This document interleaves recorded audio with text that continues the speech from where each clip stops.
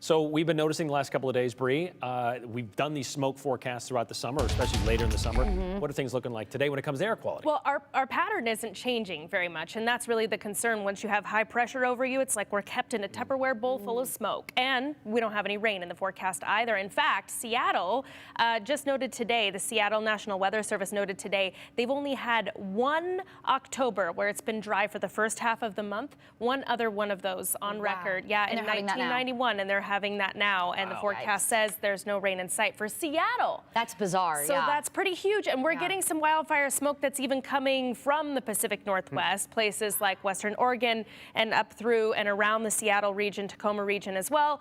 So we'll take a look at the forecast. We have some cooler temperatures in store, but still it's going to stay above average even with this cool front that's sweeping by to our northern regions. And you might notice this as well. This cold front, it's dry. There's really no precipitation along with it, but it is putting us underneath that northwesterly flow aloft, and that's why we're getting some of that wildfire smoke that's coming from far to the west and far to the northwest. The good news of that is most of that is in the mid or upper levels of our atmosphere, so it's not necessarily the air that we're breathing. It's noticeable when you look into the horizon, but our air quality isn't really suffering. You'll see where the worst air quality is as you get out to the west through Oregon and Washington coastal areas.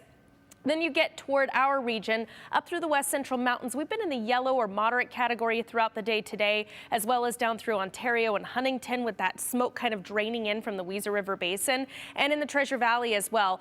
Green to yellow, kind of bordering between the two. So mainly good, or at least mostly acceptable. A similar story down through the Magic Valley as well. So I think it looks a lot worse than it actually is and what we're breathing. And when you look at the numerical values of the air quality, we've really not been anywhere above about 60, so still staying in that yellow category. Not a whole lot of change expected, but it's been worse this season, and it could be worse. So hoping that it stays that way, and if there are any changes, of course, we'll update you. Highs today above average for this time of year, almost 10 degrees above seasonal averages, made it up to 81 in Ontario. So take a look at this, where we are right now with our average highs in the 60s. At least we weren't near the record there, 90 degrees, and still we have yet to find a drop of rain through the month of October. Nothing in the forecast, but that doesn't mean things couldn't change for the end of the month, perhaps. I don't know. We're looking at the long-range forecast, and it looks really likely that the above-average temperatures continue for us in a big way, at least a 70% chance of above-average temperatures,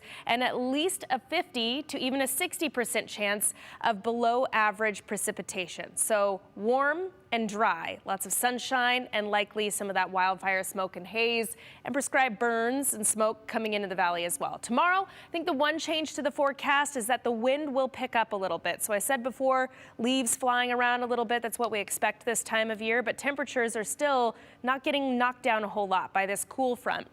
Mid to upper 60s through the west central mountains, a little bit thicker with the smoke and the haze there. Mid to upper 70s for most of the lower Treasure Valley, and the winds will be stronger. Boise Point south and east down through the Magic Valley, with gusts getting up to around 25 and perhaps even 30 miles per hour for the Twin Falls area. So here's a look at the 7-day forecast. While temperatures get knocked back just a few degrees for tomorrow, we warm things back up for the rest of the week ahead. And again, sunshine, dry conditions, and that patchy smoke and haze likely to be hanging around as long as this pattern is as persistent as it has been, and looks like it'll continue to be. Well, and we're not quite out of fire season. I mean, last year we had fires at this time last year. You're right. So.